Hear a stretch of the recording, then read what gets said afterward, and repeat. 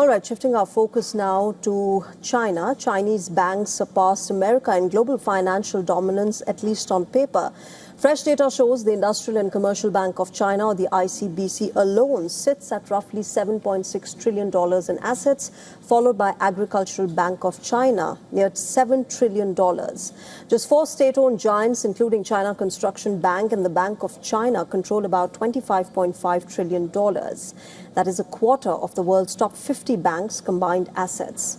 At the Bank of Communications and other state lenders, and China's footprint among the world's biggest banks stretches well past $50 trillion. Compare that with America's biggest three: JP Morgan Chase at $4.4 trillion and Bank of America at $3.4 trillion, with the U.S. trio, including Citi, lands closer to $11 to $12 trillion, which is far short of matching even a handful of Chinese mega banks.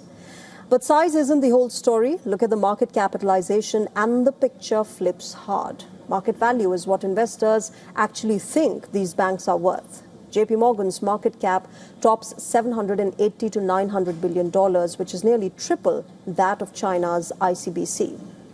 But why the gap? Well, Chinese banks are policy tools first, profit engines second. They're forced into cheap lending to prop up local governments, real estate and infrastructure, compressing margins.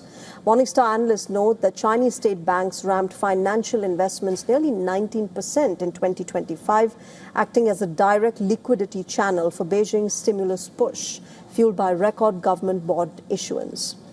So the real signal isn't who's bigger, but who's more efficient. China wins the balance sheet war, but America wins the confidence war, and that divide, state-directed scale versus market-driven profitability, increasingly defines the global financial rivalry between Washington and Beijing.